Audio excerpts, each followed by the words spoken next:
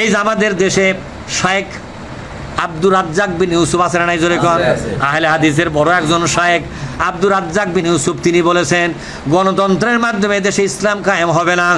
আমি আপনি শায়েখ আব্দুর রাজ্জাক বিন ইউসুফকে বলবো, জামাত ইসলামী ইসলাম কায়েমের জন্য একটা সিস্টেম চালু করেছে, একটা পদ্ধতি চালু করেছে, একটা কর্মপদ্ধতি চালু করেছে কিনা জোরে কোন।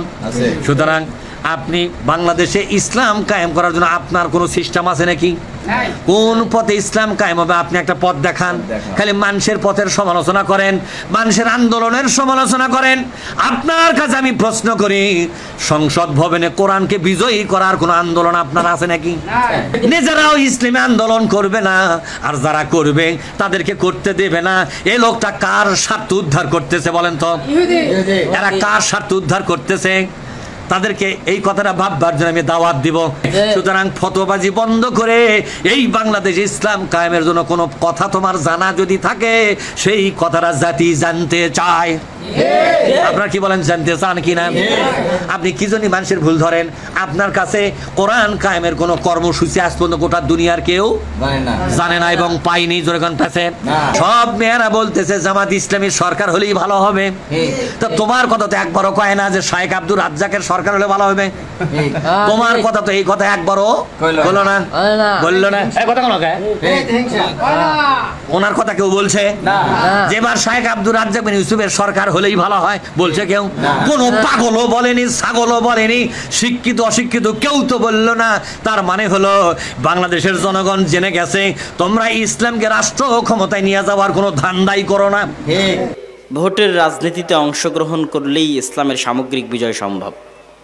মানুষকে আমরা মোটিভেট করব যে ভোট দিতে হবে, আমাকে ভোট দিলে আমি ক্ষমতায় গিয়ে ইসলাম প্রতিষ্ঠা করব। আমি এই মতবাদের বিরোধিতা করছি না, কিন্তু আমি আপনাকে বোঝাতে চাচ্ছি যে এখন যারা ক্ষমতায় আছে তারা কি ভোটের মাধ্যমে ক্ষমতায় এসেছে? আসেনি। আর জুলাই আগস্টে যে ছাত্র জনতা মারা গেল তাদের বেশিরভাগই ছিল ধর্মকেন্দ্রিক, ধর্মপ্রাণ যারা জীবন দিয়েছে। কিন্তু এখন যে সরকার গঠিত হলো, এই সরকারে ইসলামপন্থীদের শক্তিশালী কোনো স্টেক নাই। কেন নাই? তাহলে ইসলামপন্থীরা জীবন দিল, তাদের স্টেক নাই। তার কারণ হচ্ছে ইসলামপন্থীদের এরকম জনস্রোত আছে, লক্ষ লক্ষ ভোটার আছে, পঙ্গপালের মতো কোটি কোটি জনতা আছে, ভক্ত সমর্থক আছে, কিন্তু ইসলামপন্থীদের প্রতিনিধিত্ব করবে এরকম শক্তিশালী কোনো প্রতিষ্ঠান নাই, ইনস্টিটিউট নাই। সরকার যখন বিদায় নিল তখন অটোমেটিক যেখান থেকে ক্ষমতার শূন্যতা তৈরি হয়, ওই শূন্যতাটা রাষ্ট্রে এক্সিস্ট করে এরকম শক্তিশালী প্রতিষ্ঠানগুলো পূরণ করে। যখন স্বৈরাচার চলে গেছে তখন বাংলাদেশের সবচেয়ে শক্তিশালী প্রতিষ্ঠান বাংলাদেশ সেনাবাহিনী, তারা ওই শূন্যতাটা পূরণ করেছে। এরকম আরও অসংখ্য শক্তিশালী প্রতিষ্ঠান আছে, শক্তিশালী মিডিয়া প্রতিষ্ঠান প্রথম আলো, ডেইলি স্টার, শক্তিশালী অর্থনৈতিক প্রতিষ্ঠান ব্র্যাক, গ্রামীণ ব্যাংক, শক্তিশালী মানবাধিকার প্রতিষ্ঠান অধিকার। যাদের বাংলাদেশে শক্তিশালী প্রতিষ্ঠান ছিল তাদের লক্ষ লক্ষ কোটি কোটি পঙ্গপাল স্রোতের মতো ভোটার না থাকলেও রাষ্ট্রে যখন ক্ষমতার শূন্যতা তৈরি হয়েছে তখন ক্ষমতার শূন্যতা তারা পূরণ করেছে। জীবন দিয়েছে ইসলামপন্থী ছাত্র জনতা সাধারণ, আর ক্ষমতার শূন্যতা পূরণ করেছে ডেইলি স্টার, প্রথম আলো, ব্র্যাক, গ্রামীণ ব্যাংক, অধিকার ইত্যাদি অসংখ্য এনজিও এবং অসংখ্য অর্থনৈতিক, সামাজিক এবং মিডিয়া প্রতিষ্ঠান। কিন্তু মুসলমানদের প্রতিনিধিত্ব করবে এরকম শক্তিশালী কোনো মিডিয়া নাই, মুসলমানদের প্রতিনিধিত্ব করবে এরকম শক্তিশালী কোনো অর্থনৈতিক প্রতিষ্ঠান নাই, মুসলমানদের প্রতিনিধিত্ব করবে এরকম শক্তিশালী কোনো ইনস্টিটিউট নাই। তাহলে পঙ্গপালের মতো কোটি কোটি ভোটার থেকেও লাভ নাই। তার প্রমাণ হচ্ছে 5ই আগস্টে ইসলামপন্থীরা সরকার গঠন করতে পারেনি। আপনি যদি মনে করেন আমি এখনই নির্বাচন করে এখনই ক্ষমতায় যাব, তাহলে এতটুকু নিশ্চিত থাকেন যে আপনি যদি 90% ভোটও পান জনগণের দিয়া, যদি আপনি ক্ষমতায় যান এবং ইসলাম প্রতিষ্ঠা করার চেষ্টা করেন, আগামী 5 বছর পর আপনি থাকবেন না। এটা হচ্ছে যখনই আপনি শর্ট টার্ম পরিকল্পনা করে সামনে আগাবেন। মুসলমানদের সবচেয়ে বড় সমস্যা হচ্ছে মুসলমানেরা ক্ষণস্থায়ী স্বল্প মেয়াদী পরিকল্পনা করে, দীর্ঘস্থায়ী সুদূর প্রসারী কোনো পরিকল্পনা মুসলমানদের নাই। আমাকে এখনই ক্ষমতায় যেতে হবে, এখনই লক্ষ লক্ষ মানুষ ভোট দিয়ে আমি ক্ষমতায় চলে যাব, কিন্তু আমি এখনই লক্ষ লক্ষ মানুষের ভোটে ক্ষমতায় গেলে 5 বছর পর যারা ক্ষমতায় থাকবো না, এটা আমার মাথায় নেই। আমার তো এই চিন্তা করা উচিত যে আমি ইসলামকে বাংলাদেশে যেই দিন ক্ষমতায় নিয়ে যাব সেই দিন দুটো জিনিস ঘটবে। এক, উইদাউট এনি কম্প্রোমাইজ ইসলাম বাংলাদেশের ক্ষমতায় আসবে। 2, চিরস্থায়ীভাবে আসবে। 2 বছরের জন্য, 5 বছরের জন্য নয়, স্থায়ী। এটা হচ্ছে ইসলামের থিওরি। ইসলাম চায় এভাবে ক্ষমতায় আসতে, চুক্তিবদ্ধ হয়ে নয়, তোমার সাথে কম্প্রোমাইজ করে নয়, আদর্শগত কম্প্রোমাইজ করে এবং সময়গত কম্প্রোমাইজ করে ইসলাম ক্ষমতায় আসতে পারে না। ইসলাম ক্ষমতায় আসবে আইডিওলজিক্যাল উইদাউট এনি কম্প্রোমাইজ এবং স্থায়ীভাবে। তো মুসলমানদের সমস্যা হচ্ছে তারা স্বল্পমেয়াদী কাজ করে এবং রিয়্যাক্ট করে। অন্যরা সুদূর প্রসারী 100 বছরের পরিকল্পনা করে কাজ করে। তো 100 বছরের পরিকল্পনা করে যে কাজ করতেছে, ওই কাজের একটা অংশ হঠাৎ করে আপনার সামনে প্রকাশ পেয়ে গেছে। হঠাৎ করে যখন আপনার সামনে প্রকাশ পেয়ে গেছে, তখন আপনারা এরকম লক্ষ জনতা লিল্লাহি তাকবীর আল্লাহু আকবার বলে রাস্তায় নেমে গেলেন। এটাকে বলে রিয়্যাক্ট করা। আপনি সুদূর প্রসারী কোনো পরিকল্পনা তো করতে পারেন না, ওরা সুদূর প্রসারী পরিকল্পনা করছে। ওদের পরিকল্পনার কোনো অংশ যখন প্রকাশ পেয়ে যাচ্ছে আর আপনার কাছে মনে হচ্ছে এটা ইসলাম বিরোধী, তখন আপনি শুধু প্রতিক্রিয়া দেখালেন, রিয়্যাক্ট করলেন, মিছিল, মিটিং, বক্তব্য, লিল্লাহি তাকবীর আল্লাহু আকবার দিয়ে ওই পর্যন্তই শেষ। আপনি যে আবার পাল্টা কোনো সুদূর প্রসারী পরিকল্পনা করবেন, এটা নাই। এই দুটো জিনিস না থাকার কারণে এবং মুসলমানদের মধ্যে এই জ্ঞানের অভাব আছে যে রাষ্ট্রে ইসলাম ক্ষমতায় আসলে সে কি উপকারটা পাবে। পাশ্চাত্য মিডিয়া মুসলমানদেরকে ভয় দেখায় যে ইসলাম যদি ক্ষমতায় আসে তাহলে দেখো এরকম ভয়াবহ চিত্র। কি ভয়াবহ চিত্র?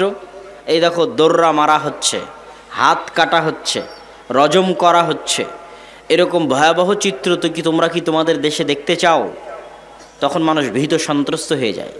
কিন্তু ইসলামের এটিই যে একমাত্র চেহারা নয়, বরং ইসলামের আরেকটা চেহারা আছে যে ইসলাম যদি রাষ্ট্র ব্যবস্থায় প্রতিষ্ঠিত হয় তাহলে এটি হবে পৃথিবীর সর্বশ্রেষ্ঠ কল্যাণমূলক, মানবসেবী, ন্যায়পরায়ণ, ইনসাফ প্রতিষ্ঠাকারী রাষ্ট্র। এই জিনিসগুলো প্রত্যেকটার অসংখ্য ব্যাখ্যা আছে। ন্যায়পরায়ণ, ইনসাফ প্রতিষ্ঠাকারী মানে কি? ন্যায়পরায়ণতা কি? ইনসাফ কি? মুসলমানেরা তো এই ছোট্ট জিনিসটাই জানে না যে ন্যায়পরায়ণতা কি। তাহলে সে কেমনে বুঝবে যে একটা ন্যায়পরায়ণ রাষ্ট্র কেমন হয়? এটা সে কল্পনা, আপনার কল্পনার দৃষ্টিতে আপনারা দেখতে পারেন না যে ন্যায়পরায়ণ ভিত্তিক রাষ্ট্র কীরকম হতে পারে। কেন? মুসলমানদের ব্যক্তি জীবনে ন্যায়পরায়ণতা নাই। মুসলমানেরা ইসলামের বাহ্যিক যে রিচুয়ালস, বাহ্যিক যে আমল আখলাক, আনুষ্ঠানিকতা, সেটিকে ইসলাম মনে করে আমার মুখে দাড়ি আছে আমি মুসলিম, আমার মাথায় টুপি আছে আমি মুসলিম, আমি দান করলাম দানবীর আমি মুসলিম, আমি হজ করে আসলাম আমি হাজি, আমি তাহাজ্জুদের সালাত আদায় করি আমি নামাজি। কিন্তু সে তাহাজ্জুদের সালাত আদায় করার পরেও, নামাজি, হাজি, দানবীর হওয়ার পরেও সে যে মুনাফিক, এটা কিন্তু সে কোনোদিন বুঝতে পারেনি। কিভাবে মুনাফিক? রাসূলুল্লাহ সাল্লাল্লাহু আলাইহি ওয়াসাল্লাম বলেন, আরবাউন মান কুন্না ফি, 4টা বৈশিষ্ট্য যার মধ্যে থাকবে সে মুনাফিকান খালিসা, নিষ্কলুষ, নির্ভেজাল, খাঁটি মুনাফিক। 1, ইদা হাদ্দাসা কাযাবা, যখন কথা বলে মিথ্যা বলে। ওয়াইদা ওয়াদা আখলাফা, যখন ওয়াদা করে ভঙ্গ করে। ওয়াইদা তুমিনা খানা, যখন আমানত রাখা হয় আমানতের খেয়ানত করে। স্কুলের প্রিন্সিপাল, এই দায়িত্ব আমানত। মাদ্রাসার মুহতামিম, এই দায়িত্ব আমানত। ইউনিয়নের চেয়ারম্যান, এই দায়িত্ব আমানত।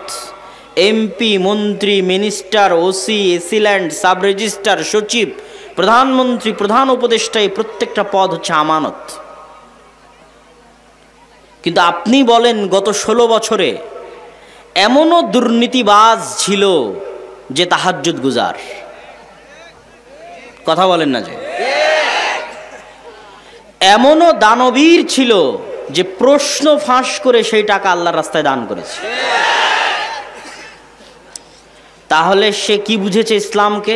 সে ইসলামকে বুঝেছে এটা বাহ্যিক আচার আনুষ্ঠানিকতার একটা দিন। আমি বাহ্যিকভাবে সালাত আদায় করব, হজ করব, উমরা করব, অতএব আমি মুসলিম। কিন্তু আল্লাহর নবী তো বলে গেছে সে মুনাফিক। কেননা তাকে যে প্রশ্ন রক্ষা করার দায়িত্ব দেওয়া হয়েছিল ওই দায়িত্বের সাথে সে কি করেছে? খেয়ানত করেছে। তাহলে আল্লাহর নবীর কথা অনুযায়ী সে নিষ্কলুষ, নির্ভেজাল, খাঁটি মুনাফিক। তাহলে মুসলমানদের ব্যক্তি জীবনে ন্যায়পরায়ণতা নাই, তাহলে সে কেমনে কল্পনা করবে একটা ন্যায়পরায়ণতা ভিত্তিক শাসন ব্যবস্থা? আমাদের ব্যক্তি জীবনে ন্যায়পরায়ণতা নেই। রন্ধ্রে রন্ধ্রে আমাদের সমাজ এবং রাষ্ট্র ব্যবস্থার প্রত্যেকটা সেক্টরে দুর্নীতি তথা মুনাফিকি তথা আমানতের খেয়ানতে পরিপূর্ণ। কিন্তু গত 16 বছর এরকম প্রত্যেকটা জালসা, ইসলামী সম্মেলন, অনুষ্ঠানের প্রধান অতিথি, বিশেষ অতিথি এমন কোনো OC, AC land, sub registrar, MP, মন্ত্রী ছিল না যারা না দানবীর ছিল, না হাজি ছিল, না উমরাকারী ছিল, না সালাত আদায়কারী ছিল। এরকম কোনো না কোনো বৈশিষ্ট্য, না হয় মসজিদ কমিটির সভাপতি, না হয় মাদ্রাসা কমিটির সভাপতি, সেক্রেটারি, না হয় জালসার প্রধান অতিথি, না হয় সভাপতি। মানে এমন কোনো ইসলামী কাজ ছিল না যে ইসলামী কাজে সম্পৃক্ত তারা ছিল না, কিন্তু প্রত্যেকেই তারা নিজ নিজ দায়িত্বে আমানতের সাথে খেয়ানত করেছে। মানে তারা মুনাফিক। ঠিক আমি শুধু তাদেরকে গালি দিচ্ছি তা নয়, আপনারা এবং আমরা আমাদের ব্যক্তিগত জীবনে পরীক্ষা করতে পারি যে আপনার বাবা অথবা আপনি অথবা আপনার দাদা, আপনার বাবা তার বোনকে তথা আপনার বাবা আপনার ফুফুকে অথবা আপনি আপনার বোনকে বাবার সম্পত্তিতে ওই জায়গাটা দিয়েছেন যেই জায়গাটা কম দামি, পানিতে ডুবে থাকে, অথবা দেননি। কিন্তু আপনি তাহাজ্জুদ গুজার, আপনি হাজি, আপনি দাড়িওয়ালা, আপনি মাথায় টুপি, মাদ্রাসা মসজিদের কমিটির সভাপতি, সেক্রেটারি, মসজিদে প্রথম কাতারে, কিন্তু আপনি তো মুনাফিক। কেননা আপনি ন্যায়ের সাথে আপনার বোনের মুআমালাটা সমাধান করেননি, আপনার মধ্যে ন্যায় পরায়ণতা নেই, আপনি মুনাফিক। তো আমরা আমাদের ব্যক্তি জীবনেও, আমাদের রাষ্ট্রীয় এবং সামাজিক জীবনের কোনো স্তরে ন্যায়পরায়ণ নই, তাহলে আমি কেমনে বুঝবো যে ইসলামী রাষ্ট্র ব্যবস্থা কেমন হতে পারে? ইসলামী রাষ্ট্র ব্যবস্থা কতটা ন্যায় ভিত্তিক, কতটা সুষম, কতটা ইনসাফ ভিত্তিক হতে পারে? এটা এই ধরনের গণতান্ত্রিক সেকুলারিজম আর লিবারালিজমের বাংলাদেশে আপনি চোখেও দেখতে পাবেন না। ওইটা একমাত্র ইসলামই দিতে পারবে। কিন্তু ওই ইসলাম যদি ক্ষমতায় আনতে হয় তাহলে যেমন আপনাদের এরকম শক্তিশালী প্রতিষ্ঠান লাগবে, ঠিক আমাদের ব্যক্তি জীবনে সততা এবং ন্যায়পরায়ণতা লাগবে। কেননা আপনার মাধ্যমেই তো ইসলাম ক্ষমতায় আসবে। তা আল্লাহ সুবহানাহু ওয়া তাআলা নিজে ন্যায়পরায়ণ, সারা পৃথিবীর সকল ক্ষমতার একচ্ছত্র মালিক তিনি তার দয়ায় আপনাকে ক্ষমতা দিবেন। আর আপনার মধ্যে ন্যায়পরায়ণতা নাই, তাহলে আল্লাহ কেমনে দিবে? কেন আল্লাহ তো ন্যায়ের সাথে পৃথিবী পরিচালনা করে, আল্লাহ তার ক্ষমতা ন্যায়ের সাথে পৃথিবীতে প্রতিষ্ঠিত করে। তাহলে আল্লাহ তাকে কখনোই ক্ষমতা দিতে পারে না যার নিজের মধ্যে ন্যায়পরায়ণতা নাই। আপনি জোর করে ক্ষমতা দখল করে নেবেন সেটা ভিন্ন কথা, আল্লাহ আবার জোর করে ছিনিয়েও নিবে, যেমনটা আল্লাহ ছিনিয়ে নিয়েছে। দেখছেন সিরিয়াতে আল্লাহ সুবহানাহু ওয়া তাআলা ছিনিয়ে নিল 11 দিনে, আপনাদের এখানে নিয়েছে 36 দিনে, সিরিয়াতে নিয়ে নিয়েছে 11 দিনে, আপনাদের চেয়ে তো কম সময়ের মধ্যে। সুতরাং কুলিল্লাহুম্মা মালিকাল মুলকি তুতিল মুলকা মান তাশা, একচ্ছত্র ক্ষমতার মালিকানা কার হাতে? আল্লাহর হাতে।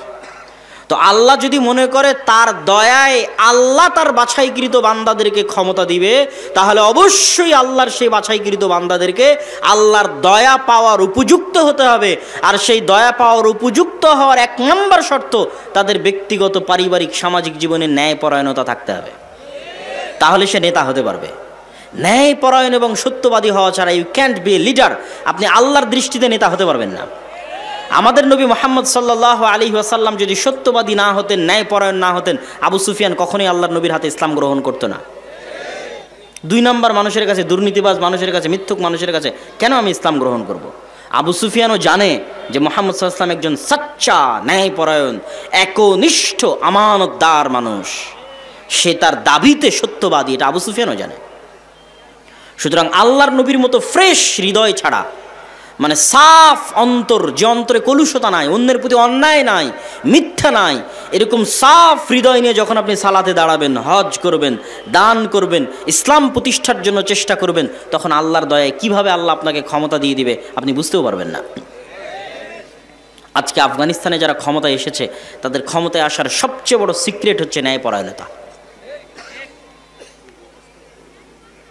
ক্ষমতায় আসার পরের দিনে আমিরুল মোমিনিন বলে দিয়েছে, যতজন যত জায়গায় দায়িত্বশীল আছে তাদের কারো সন্তান সরকারি চাকরি করতে পারবে না।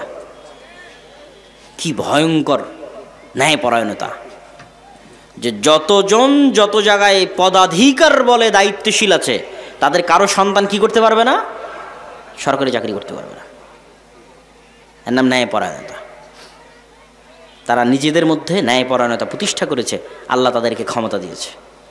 আর আমরা বাঙালি মুসলমানেরা যেহেতু 190 বছর ব্রিটিশদের গোলাম ছিলাম, ফলত আমাদের রক্তের মধ্যে মিথ্যার দুর্নীতি মিশে আছে। এই যতক্ষণ আমরা এই মিথ্যার দুর্নীতি থেকে নিজেকে মুক্ত না করতে পারবো, আপনি বিদেশে যান, আমেরিকায় যান, ইউরোপে যান, বাঙালিরা সেখানে গিয়েও মিথ্যা কথা বলতেছে। সেখানকার সরকার গভর্নমেন্টের কাছেও অতিরিক্ত ফায়দা, অর্থ ইনকামের জন্য মিথ্যা বলতেছে। তখন লজ্জায় মাথা নিচু হয় যে যেই জাতি খ্রিস্টানের কাছে, ইহুদির কাছে একটা টাকা বেশি পাওয়ার জন্য মিথ্যা বলতে পারে, সে কখনোই স্বাধীন হতে পারে না। তার ভাগ্যে জিল্লতি এবং গোলামি আছে, জিল্লতি এবং গোলামি তাকে বহন করতে হবে। অপমান এবং দাসত্ব আছে, বহন করতে হবে। আপনি স্বাধীন তখন যখন আপনি সত্যবাদী এবং ন্যায়পরায়ণ। বাংলাদেশে গণতন্ত্র কেন কাজ করে না, আর আমেরিকা এবং ইংল্যান্ডে গণতন্ত্র কেন কাজ করে?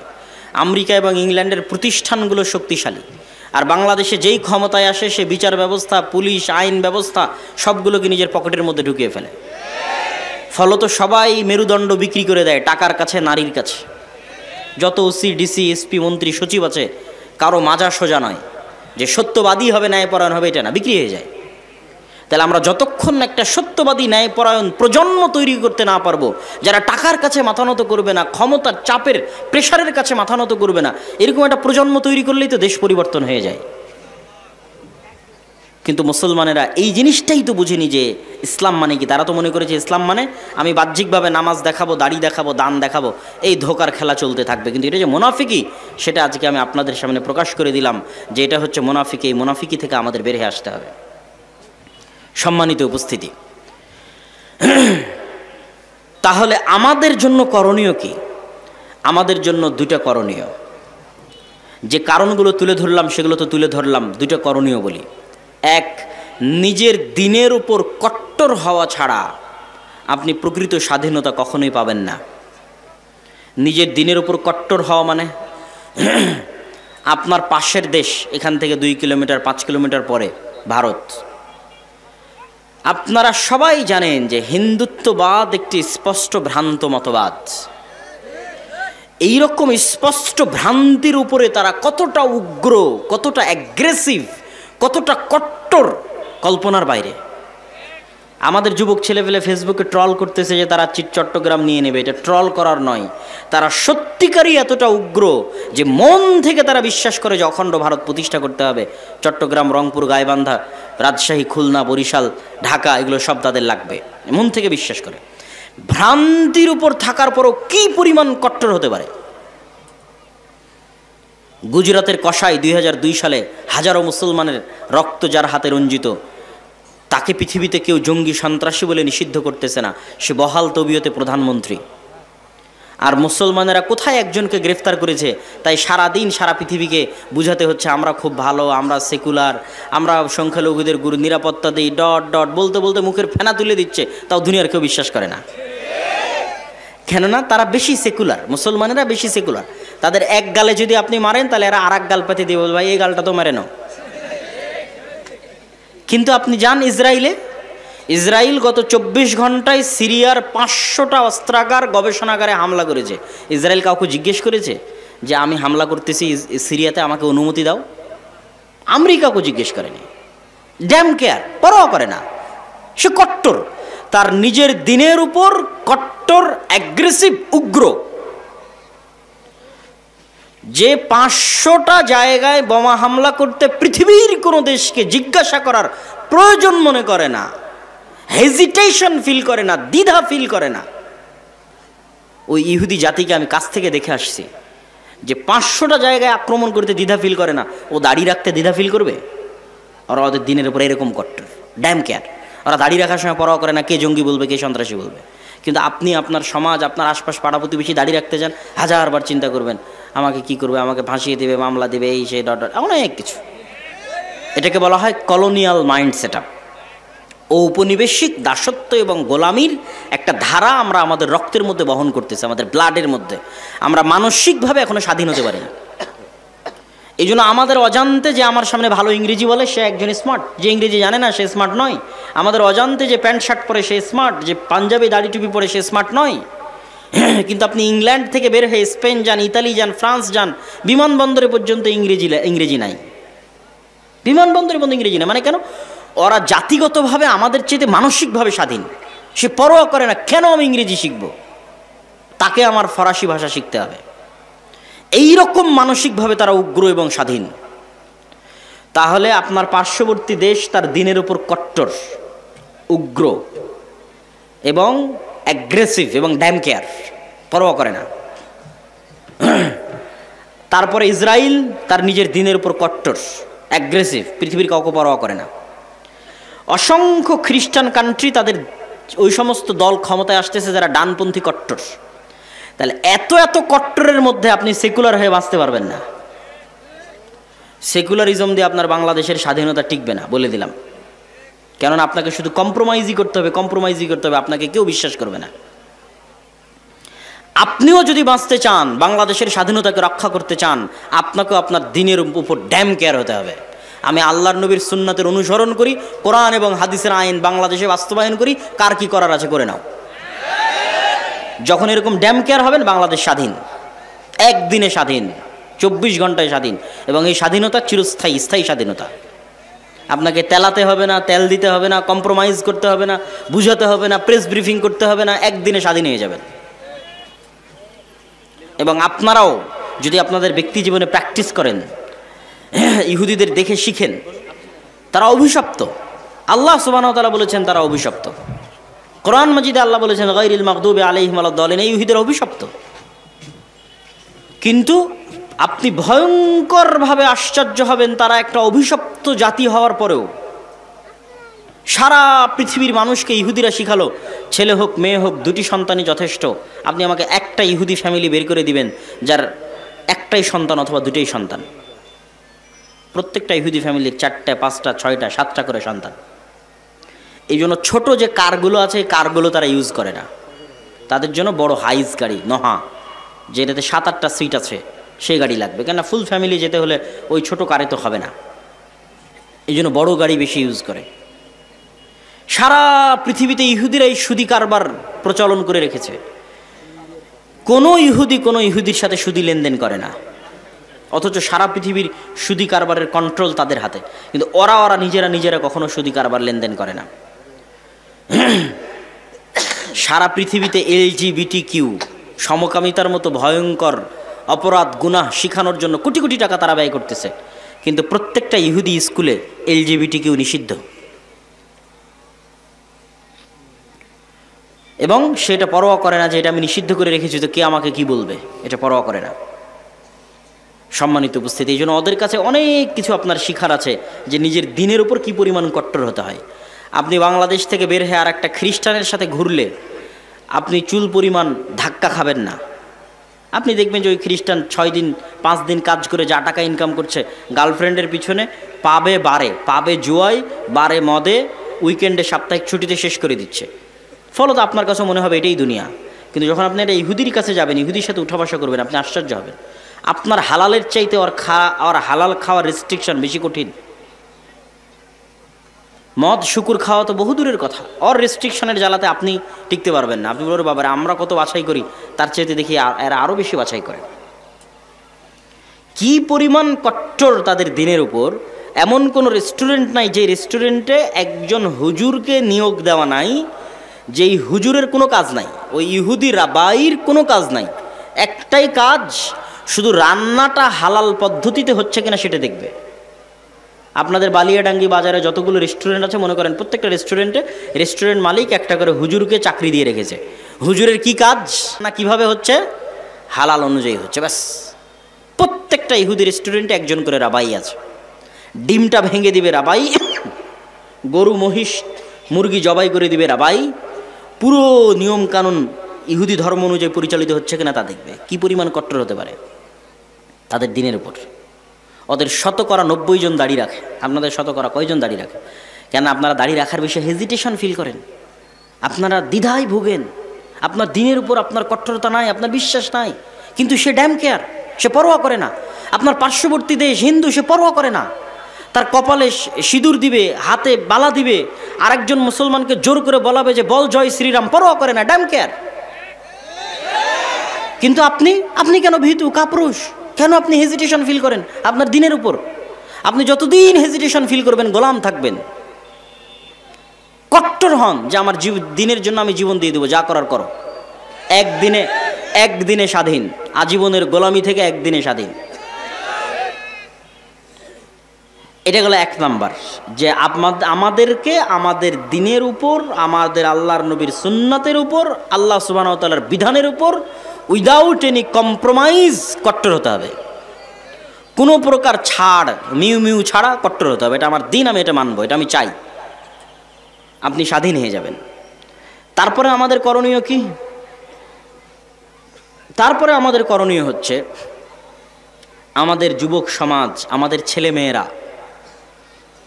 তাদের যুবক সমাজ এবং তাদের ছেলে মেয়েদের চেয়ে পিছিয়ে আছে নেশা, মাদকতা, ডিভাইস আসক্তি, mobile, TikTok, Facebook, reels, video game, free fire, PUBG, মদ, জুয়া, বিড়ি, সিগারেট, গাঞ্জা। এগুলোর মধ্যে আমাদের যুবক এবং ছাত্র সমাজ তাদের চারিত্রিক এবং নৈতিক পদস্খলন ঘটিয়ে ফেলেছে। ফলত তাদের প্রোডাক্টিভিটি নাই। মানুষও একটা মেশিন, এই মেশিনের একটা কাজ আছে, তাকে উৎপাদন করতে হবে। আপনারা যারা গার্মেন্টসে কাজ করেন, সেখানে উৎপাদন হয়, কতটা কাপড় তৈরি হলো গণনা করা হয়। আপনি একটা মেশিন, আপনি কি উৎপাদন করছেন? আমাদের যুবক সমাজ কি উৎপাদন করছে? সে তো শুধু সময় নষ্ট করছে। কিন্তু ওই সমস্ত দেশের যাদেরকে আমরা রোজ সকাল সন্ধ্যা গালি দিচ্ছি, গালি দিয়ে লাভ নাই, তারা তাদের সময়কে নষ্ট করে না, তারা তাদের সময়কে কাজে লাগায়, তারা প্রোডাক্টিভ। আর আল্লাহ সুবহানাহু ওয়া তাআলা পৃথিবীকে যেই সিস্টেমে ডেভেলপ করেছেন, ওই সিস্টেমে যদি একটা হিন্দুও চলে, একটা ইহুদিও চলে, আল্লাহ বাধা দিবেন না, ওই সিস্টেম অনুযায়ী তার কাজ হবে। এই কথাটা মনে হয় বুঝলেন না। আল্লাহ পৃথিবীতে সিস্টেম তৈরি করেছে, আগুন জ্বালায়। আগুন কি করে? ছুরি কাটে। তো এখন একজন যদি আর একজনের উপর ছুরি কাটে, তো 99% সময় আল্লাহ সুবহানাহু ওয়া তাআলা দেখবেন না কাকে কাটছে। অন্যায় ছুরিকে আল্লাহ কাটার কাজ দিয়ে, যেভাবে আল্লাহ পৃথিবী ডেভেলপ করেছে, আর একজন কাটছে, কেটে যাবে। ওই অনেক স্বল্প সময় ইতিহাসে একটা দেখানোর জন্য ইব্রাহিম আলাইহিস সালাতু ওয়াস সালামকে আগুনে ফেলে দেওয়া হয়েছে, জ্বলেনি। একটা দেখানোর জন্য, আল্লাহর ক্ষমতা, মুজিজা দেখানোর জন্য। কিন্তু আসলে আপনি মুমিনকে ফেলেন, মুসলিমকে ফেলেন, তাহাজ্জুদ গুজারকে ফেলেন, আল্লাহ পৃথিবী ডেভেলপ করেছে এইভাবে যে আগুনে ফেললে আগুন জ্বালিয়ে দিবে। কাকে ফেললো এটা দেখার বিষয় নয়, আগুনে ফেললে জ্বলবে।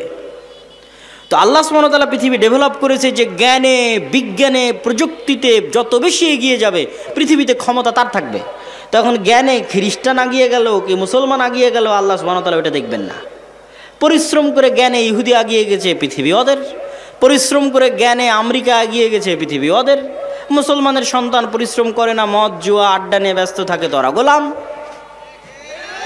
তো আল্লাহর সহযোগিতা, তাহলে বলবেন যে আল্লাহ যে আমাদের ভালোবাসে, সহযোগিতাটা কোথায় আসবে? আসবে যখন আপনি ওই মদ জুয়া নেশা ছেড়ে দিয়ে আপনিও প্রোডাক্টিভ হবেন, আর ডাই হার্ট অন্তর থেকে আপনিও চেষ্টা করতেছেন আমিও সাকসেসফুল হতে চাই, আপনিও জ্ঞান বিজ্ঞান প্রযুক্তির জগতে লড়াই করে যাচ্ছেন, যেই সিস্টেমে আল্লাহ পৃথিবী ডেভেলপ করেছে ওই সিস্টেমে আপনিও দৌড়াচ্ছেন, চেষ্টা করতেছেন অন্তর থেকে, তাহলে একজন ইহুদি অথবা ইসরায়েল অথবা আমেরিকার কাছে শতভাগ সক্ষমতা আছে।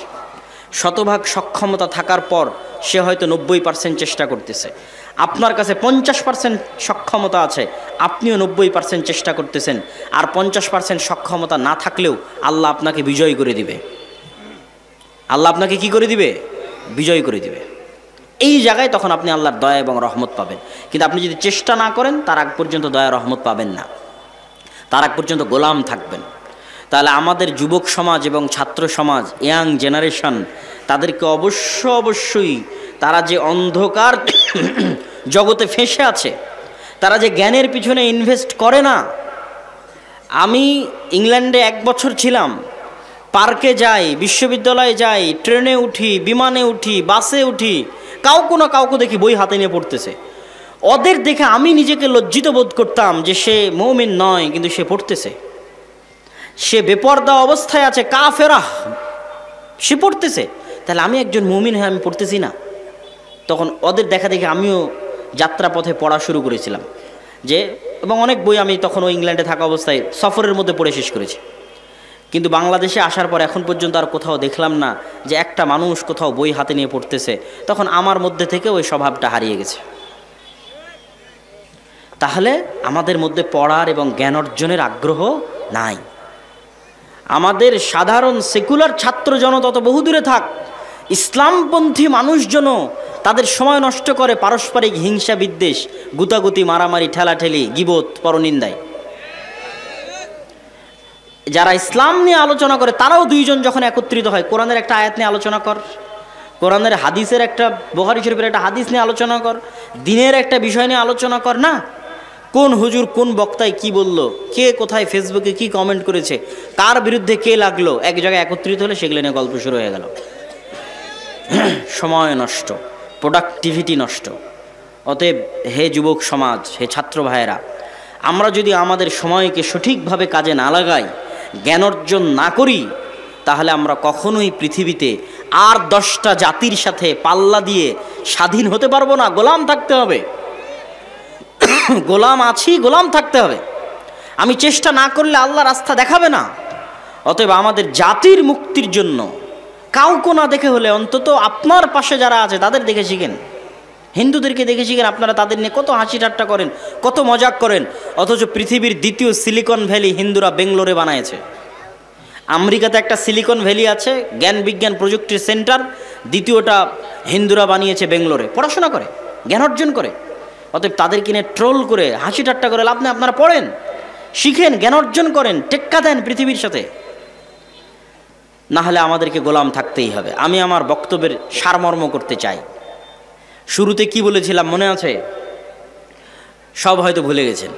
শুরুতে বলেছিলাম যে আজকে এখনই 2 বছরের মধ্যে, 1 বছরের মধ্যে ভোট করে ক্ষমতায় যেতে হবে, এই চিন্তা বাদ দিয়ে চিন্তা করতে হবে 100 বছর পর ইসলাম বাংলাদেশের ক্ষমতায় আসবে কোনো কম্প্রোমাইজ ছাড়া এবং স্থায়ীভাবে।